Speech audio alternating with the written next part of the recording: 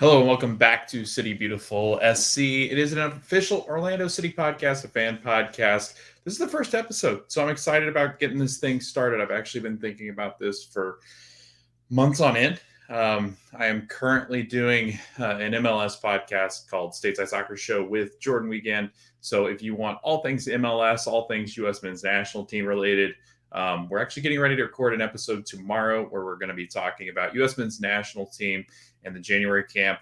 A lot of guys on the roster, including our very own Mikey Holiday of Orlando City SC, a young defensive player that's going to get some run with the U.S. men's national team. So I'm excited about that and his chance to get into those kind of camps, whether it's with the U20s, whatever it might be. I think that the experience that he can get in these camps are phenomenal. So I am excited about seeing the opportunities that some of our young guys get. Daryl DK was obviously the last U.S. men's national team player that appeared for Orlando City.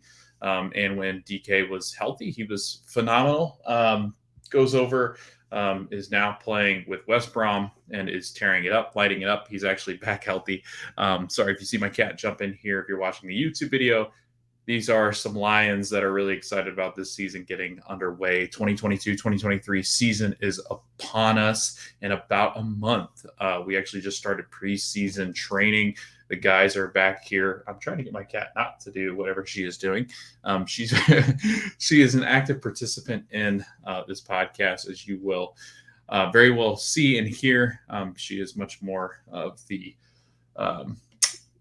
podcaster than the other kitty. That's Hazel. But yeah, let's get started. Sorry about all the cat talk. They just like to invade my space whenever I'm doing these podcasts. So if you see them, hear them, I do apologize or don't apologize because they're kittens. They don't really understand. So let's get started.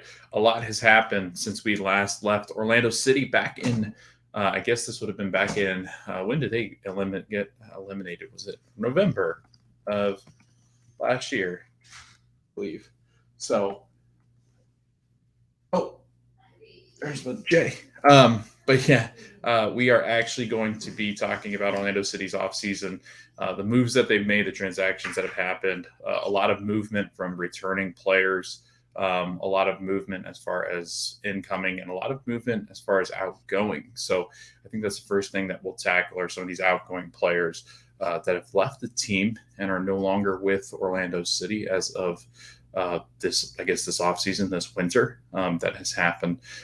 Lots of movement, lots of players that we have gotten used to as a fan base, making their different moves to different clubs, some heading back to places in which they're from, some heading into different clubs in the MLS, some making their extensive move over to Europe. So there's a lot going on. Let's talk a little bit about each of the players that are leaving. The first one that does pop up on one of these tabs that I've been pulling up, Joao Moutinho bids farewell to Orlando City and is headed overseas. He's going to Portugal. He was out of contract of the 2022 season, so he makes the move. Orlando officially bid farewell to him. He's played extremely well for Orlando City. He logged 2,461 minutes across 28 regular season matches. He started 2021, he essentially doubled both the number of matches he started in 2021 with the 2022 season.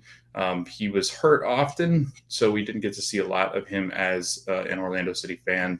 But the flashes of hope that we did see with Joao Moutinho, I think, was seen across Europe. I think there are a lot of European teams that were excited about possibly getting him into the side. And he does sign over there Serie A, which is Spezia Calcio is where he currently is. So Joao Moutinho is out as a left back for Orlando City. So they lose some key pieces there in the defense. Which we'll get into and talk about. He was 24 years old, so a younger guy. I think somebody that could end up playing at bigger clubs when it comes to Europe. And when Europe is calling or comes knocking, you go. So, and that's what Joao Moutinho did. He heads back over closer to home. So good luck to Joao. It will be a shame just not getting to see him, just because I think there were moments in 2020 and 2021 where we really saw glimpses of him becoming something that could be very promising, something that could make a big leap for Orlando City, just because he was that left back that really created the attack and did a nice job of going forward when needed. You you then have another move made, Andres Perea heading to the Philadelphia Union. Perea spent time with Orlando City in that defensive midfield role. He really didn't get completely, I guess, ingrained into Oscar Pareja's starting 11. They sell him for $750,000 general allocation money, GAM, to the Philadelphia Union. The club receives $450,000 in 2023, and then $300,000 more in 2024. So a good chunk of cash.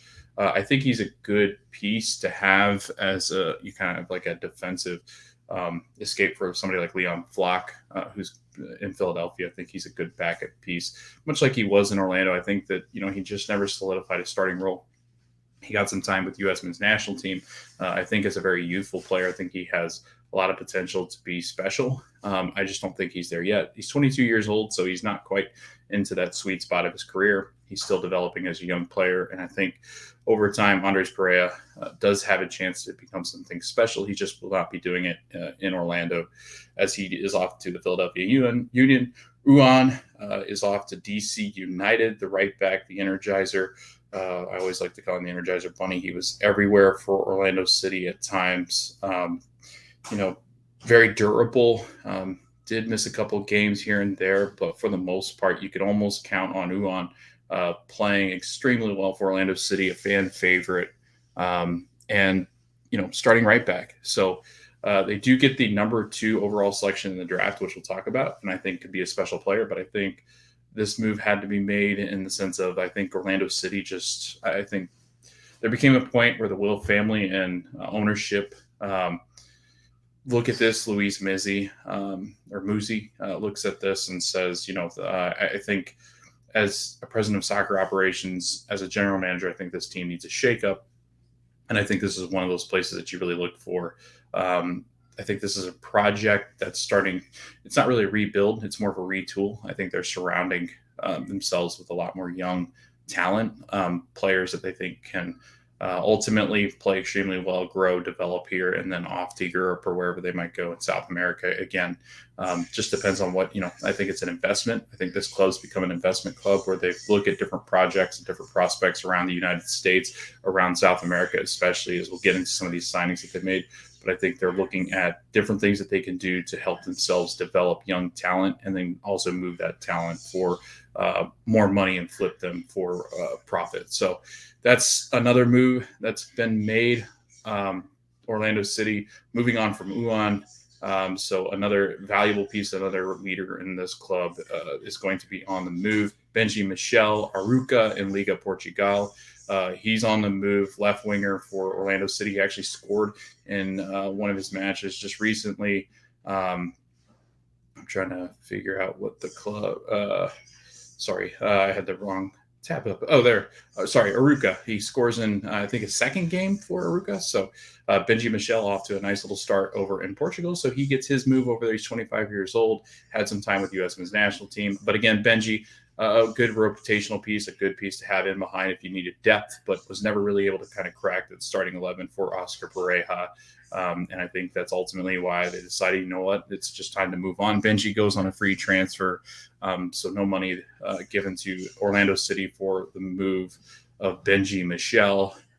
So, not a ton lost. I think you can replace that. I think Benji is, he deserves that move. He deserves that chance to go play in Europe and to, make a little bit more money, obviously, but play in some of the bigger leagues over in Europe. But again, I don't think Orlando City is going to be hard missed to find somebody that will replace him, eventually just kind of equal that production and talent level, and probably better. So I think it's a good move for both clubs. I think Benji just never quite got into it. A lot of these guys are fan favorites. I don't think Benji was a good player, but I don't think he was anything special that Orlando City fans by this time next year are going to be thinking about, oh man, we really miss Benji Michelle. So, and that's a lot of these guys. I mean, I think there's a lot of them that move on that I think it was just time. The club decided it was just time. Uwan is one. Andre Perea, again, I think that was just a no-brainer. Alexander Alvarado, who makes his official move to LDU Quito,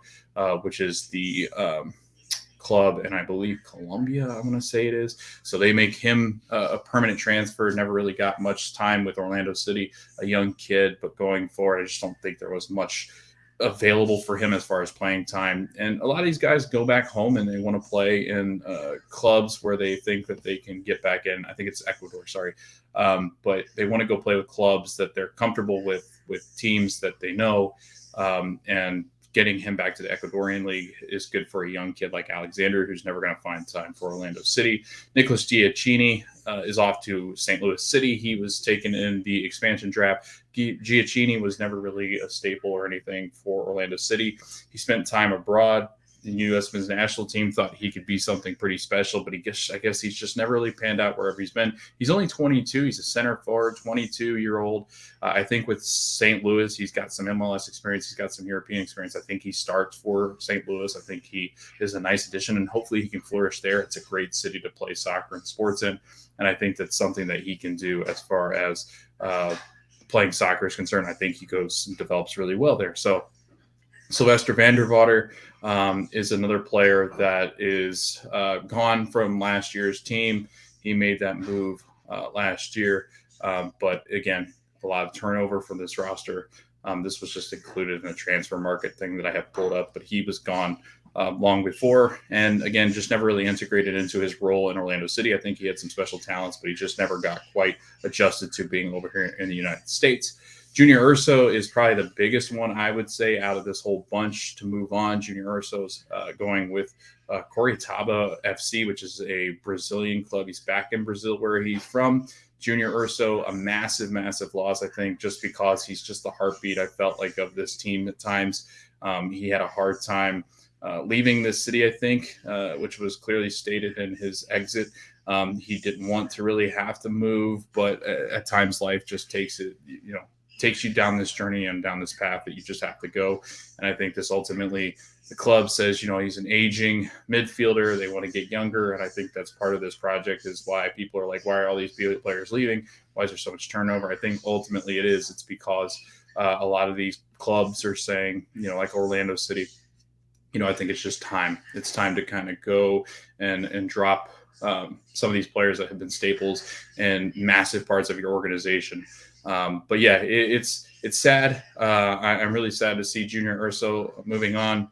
In this club statement, again, by Luis Muzzi, he said, while we saw him as an important piece for us moving forward and we were excited to welcome back in 2023, we recognize that some things are just more important than soccer.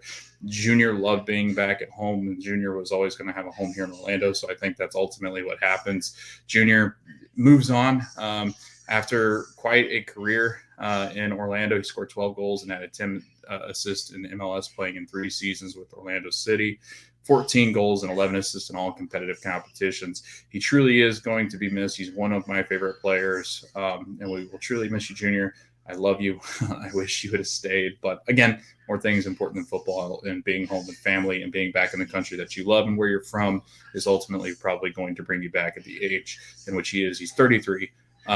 Another person that's out and on the move, Alexander Pato. There was no official announcement as to right away what he was going on, but I think he has retired since. I might be wrong on that, but it did seem like Pato was out of the club and on his way to retirement. So I know he's gone. Tesho Akindele did announce his retirement. 30-year-old forward has retired and has gone on.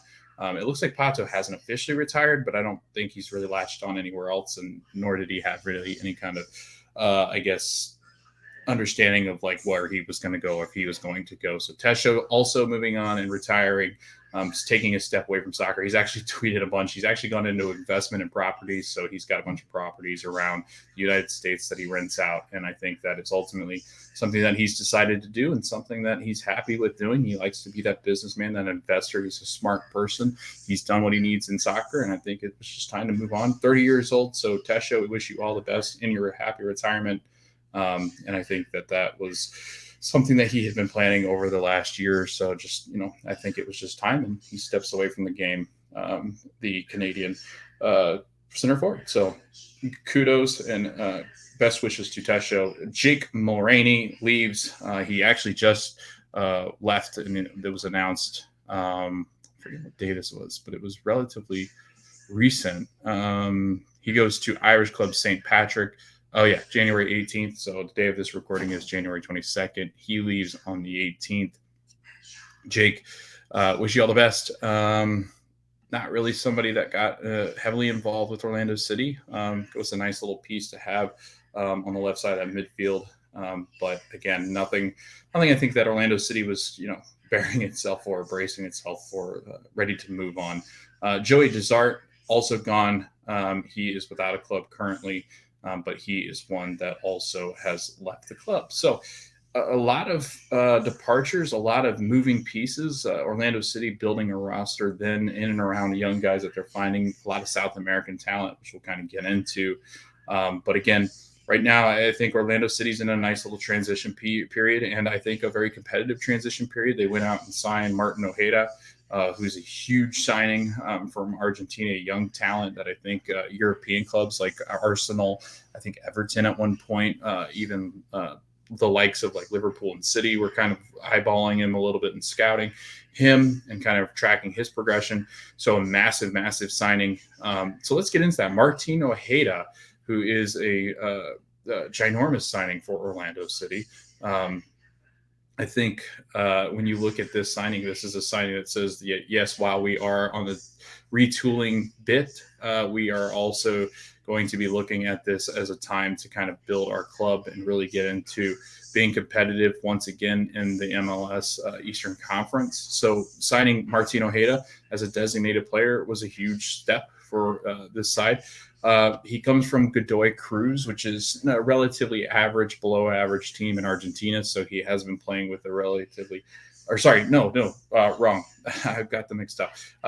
He's the top flight Godoy Cruz. And then I think Gaston Gonzalez was also, I want to say him and Gaston Gonzalez was the one that was playing ultimately with not a great club. So when he was in Argentina, but Martin Ojeda, top flight, side Godoy Cruz. The club made it official today. Lions signed him on a 3-year deal with going through 2025, holding 2 additional option years that could keep him in the purple until 2027. I doubt that this makes it that far. I doubt that he's here that long. I think that a year or two tops. I think he's much like Facundo Torres. I think the MLS has looked into investing into people and bringing them to the United States as kind of that propeller club to throw them over into Europe. So I think that's what MLS has become. The United States has become. So it's exciting. Martin Ojeda is a phenomenal attacking player, somebody that could really contribute to a side like Orlando City. And it means a ton because, he takes up a DP spot. He goes in. He's the third DP that Orlando City have alongside Erkan Kara and Facundo Torres. So this is not just something that they do to kind of sign and hope he's a prospect piece that comes up. He's scored 35 goals and added 23 assists in 139 competitive professional matches. So since he's been in the Argentinian sides, he's done extremely well. He's played some of the top soccer in that league and warrants a move to an Orlando City that is desperate for attacking answers. So Facundo Torres and Erkan Kara get an addition in Martin Ojeda, who's going to make that attacking side much stronger. And we'll talk a little bit more about these players as time goes on. Orlando City also go in and sign Brazilian left back Rafael Santos. Rafael Santos was playing in Serie A, Brazil Serie A. And he is, where is he from? Club is he from? I always have a hard time finding where these clubs are from. Cruzeiro, who is of the Brazilian Serie A side, and a good defensive. I think he's a left-footed left back, so that helps having somebody with that, being on the left foot on the left side, being able to spread out the attack. Kind of joining into that attacking side over there on that whereas Joao Moutinho had been previously, and kind of adding into that attacking force that is going to be, Facundo Torres. It's going to have Mauricio Pereira. It's going to have guys like Eric Ankara in that attacking piece. So you need somebody to kind of set that up. And I think they look at Rafael and they say, I think it's a good signing, somebody that can add into the attack, somebody that's going to be a two-dimensional player, and really be able to add to different pieces that Orlando City need to kind of spice up the attacking front and force that was lacking last year. They also signed Fabian Loyola to a homegrown player contract, the 17-year-old midfielder, 13th homegrown, signs through 2025. So the 17-year-old gets a nice little contract. Exciting young talent, a lot of room to grow. He is somebody that Orlando thinks that can develop into a first side kind of talent. So I guess we'll see, depending on how that all works out. Mauricio Pereira resigns a contract for 2024, which releases him of the DP spot that he was taking, which means that Orlando City have the will and means to go out and get somebody like a Martin Ojeda. And I think a massive move. Mauricio Pereira, really one of the only lasting pieces right there through that central midfield. I think they're going to kind of keep him in a deeper lying role as he does get older. I think he's going to kind of take in that role where it's like a defensive mid, but like kind of an attacking mid at the same point. He's going to be that flex 6 option, 8 option, where he's going up and down the field and kind of using the middle of the pitch to really operate. So I think Pereira just drops back a little bit further. But I think a nice piece that Orlando needed, and a captain that can lead this 2023 roster. It's going to be a lot of younger guys, a lot of developmental pieces, and I think somebody that knows this league is going to help tremendously when they're kind of commanding that midfield. They go and add some midfield depth with Felipe Martins, which is a veteran piece, kind of drops back defensively, sometimes central midfielder. He was with Austin, real good friends with Kaká. So it's going to be a lot of fun to see how Felipe Martins jumps into this side. I think he's got some great experience and great depth, which is really what you need. I mean, when you're rounding out a roster, we really like what Orlando City have done in that midfield spot to kind of shore up some of those missing pieces that are gone, like an Andre Pereira, Sebastian Mendez, people like that, that can kind of come into that middle of the field and kind of be that core of your defense or core of your attack, however you want to put it. But Martins, good signing. I think a great signing because it's experienced midfield depth, and having depth is what Orlando City, I think, at times lacks. So this is a nice signing. I enjoy this signing. I don't think it's anything to write home about, but I think it's one that Orlando City had to make. They also went out and traded in November for Luca Petrasso. Luca Petrasso is going to be a defender, adds to some of that defensive depth that you need, a left-footed defender and midfielder. You kind of can play up in that midfield area as well. If he's able to kind of grow into the potential that I think they thought that he had, I think he kind of becomes one of these attacking defensive players that can kind of join in the attack, join up on the wing, go down the side, come inside if he really needs to, and defend. I think it's a good move. It's not anything sparkling or dazzling, but I think it's one, again, like Felipe Martins, that you needed to make to kind of add to that depth and really make sure that you're shoring up the defense that kind of took a hit with Joao Moutinho and Ruan, both departing the club. So a good signing for Petrasso, I think.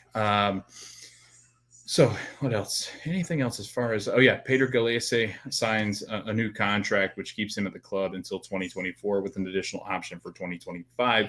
Sounds like Pedro's just willing to stay here with Orlando City. I think he might just end his time before he does go back, I think, to Peru. So I think it's a nice move. It's a good move that you have to make. I think it's one that he wants to be involved in MLS as long as he can, and then maybe make a move back to a club in his home country. And I think that's fine with him. I think that's something that he's excited about. He's a fantastic goalkeeper, one of the top goalkeepers in this league.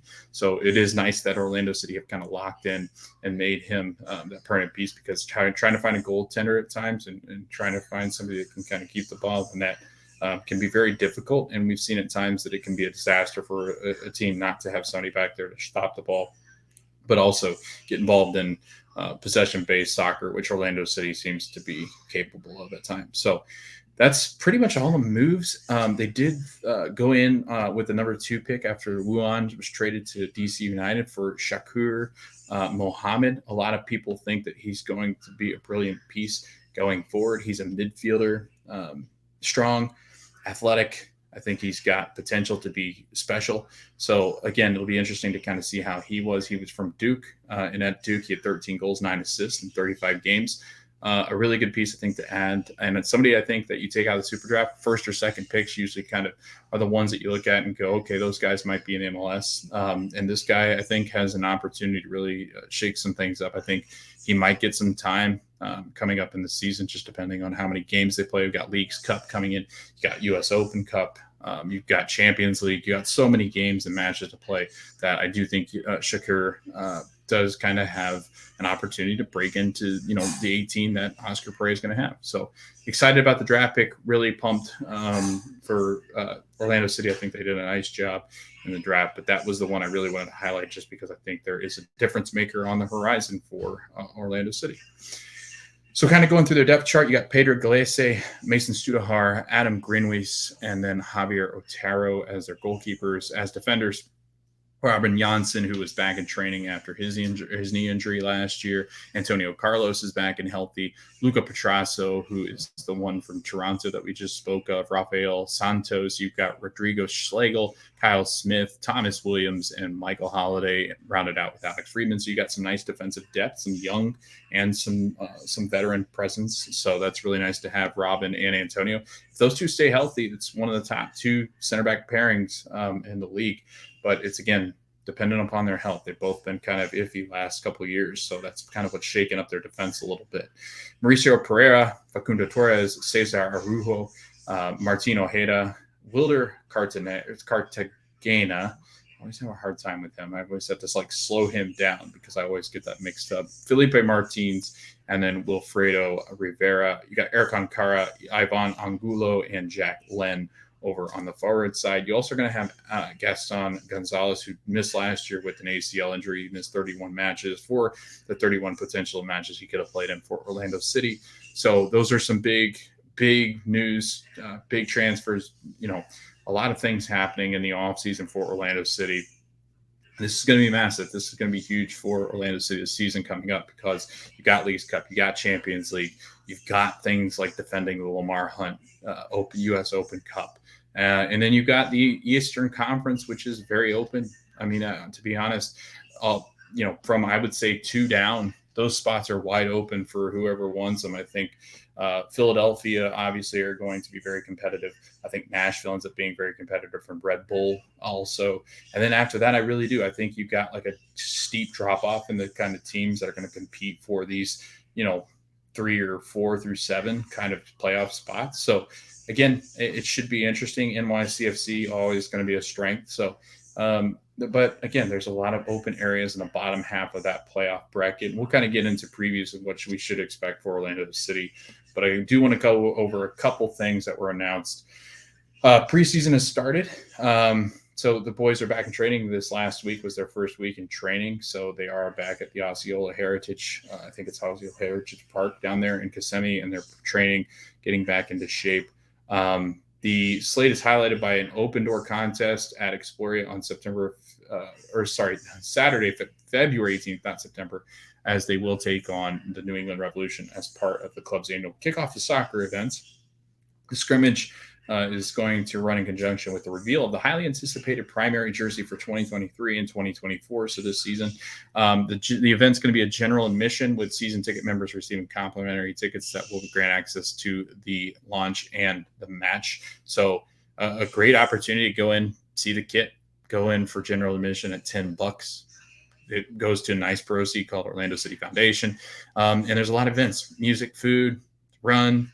They're going to have some scrimmages. They're going to have some young kids playing. They're going to have some of the opportunities to go out to the training ground, it looks like.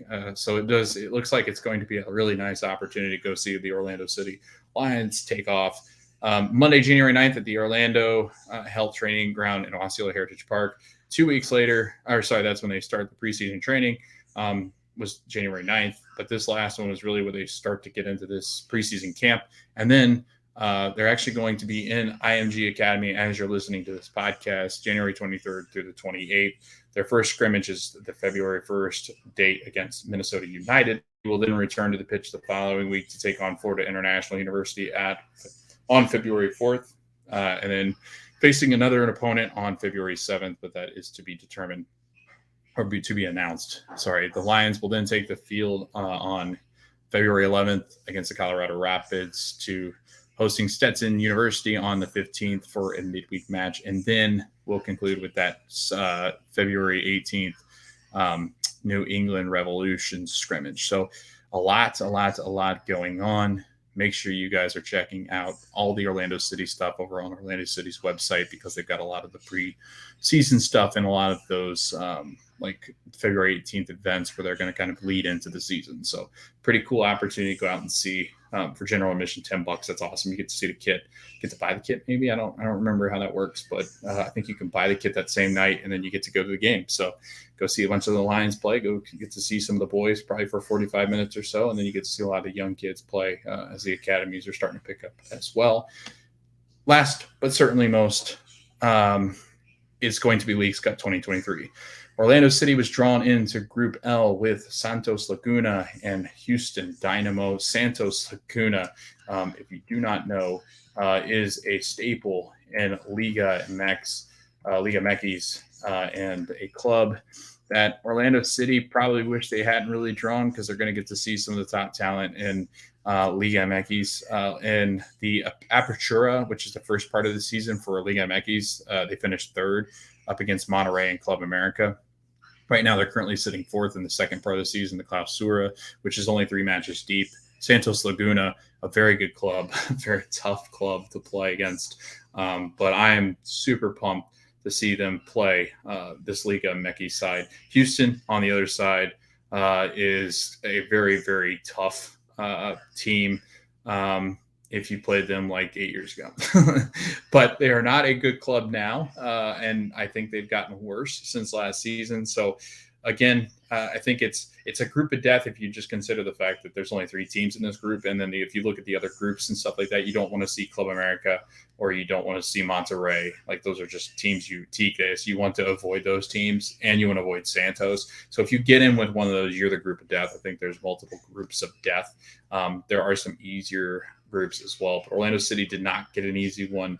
Santos is very good. I think the top club out of each group gets through, and it'll be very tough to dethrone Club Santos Laguna. So I don't know how that's going to go. It's a very tough draw. I'm excited to kind of see what that all looks like. We'll talk a little bit more about Open Cup. We might even do an episode coming up here. Actually, we probably will. Let's do an episode, whether it be with Stateside, and I'll put it on this feed or not. We'll talk about Leagues Cup, and the teams that are going to be facing with Orlando City. So I'll kind of talk through Orlando City, Santos Laguna, and Houston Dynamo over the next week or so. And I'll put that up so we kind of understand like who all that, entails, who we are playing, who we're up against, players that we're excited to see and stuff like that. So we'll go over the other groups as well. So that's pretty much it as far as this first episode is concerned.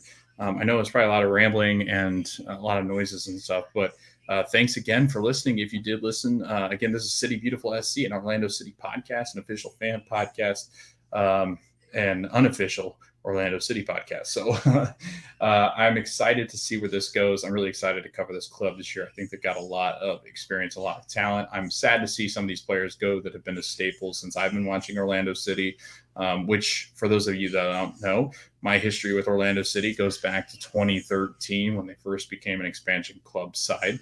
I don't really know if I followed them too much. I followed them very casually as a fan until probably about 2019, 2020, because that's when we started to really pick up. MLS is back. So I guess 2020 would have been more accurate. 2020. So I've really only been covering from 2 years, but I've been following them loosely since 2013. So I remember guys like Kaká. I think there are different pieces that I remember, like Kyle Aaron, but there's different also players that have come through that I don't remember at all. So again, very loosely, this is like my 3rd year truly covering the league because we've done Stateside Soccer Show. So if you want to listen to an MLS podcast, go over to the Stateside Soccer Show on Twitter, Instagram, Facebook, whatever it might be. We're going to officially be on Facebook and Instagram a little bit later, but we're going to get this started with Twitter and YouTube. This will be up on YouTube on Monday, January 23rd. I couldn't get it up right away just because they're kind of checking through the different live videos and stuff like that for YouTube. So I'm going to have it uploaded and published and scheduled ready for the 23rd on a Monday, which is when this podcast will also be dropped on the 23rd, a Monday. So again, Monday releases. I'm going to hopefully try to record these on Sunday, depending on the games as well. It might be a Monday. So bear with me as we kind of try to learn, different things about how we're going to podcast and do this team and cover this team. I want to provide instant content. I want to bring fans on. I want to bring other people on just so I get a break from talking. Having to do this by yourself at times is very difficult just because you want to drink water and you're, winded from talking so much. But if you're wanting to join me as a host, co-host, send me your information. We'll talk a little bit, see how we go, and maybe screen test a little bit, see how we get along. But I'm looking for people to kind of jump on and help me as much as possible with this Orlando City podcast. Maybe one or two people to kind of jump in and co-host with me and take over some of the content. So if you're willing, just message me on Twitter at CityBeautiful13. C and the B are capitalized. CityBeautiful13 over on Twitter. Just slide into the DMs and we'll talk there. But again, thanks for listening. If you have listened, this is the first episode, a rough episode. I just wanted to get so much out there, and I talk fast. So hopefully you caught all of that. So if you liked what you heard, subscribe, head over to Twitter, CityBeautiful13. That's where you can find us on Twitter, City Beautiful SC and Orlando City Podcast on YouTube. And then Facebook, and then we'll get jumped up and ready to go before the season starts. But I did want to kind of get these two off the ground and running before we got those done. But again, thanks for listening. Really appreciate it. And go Lions.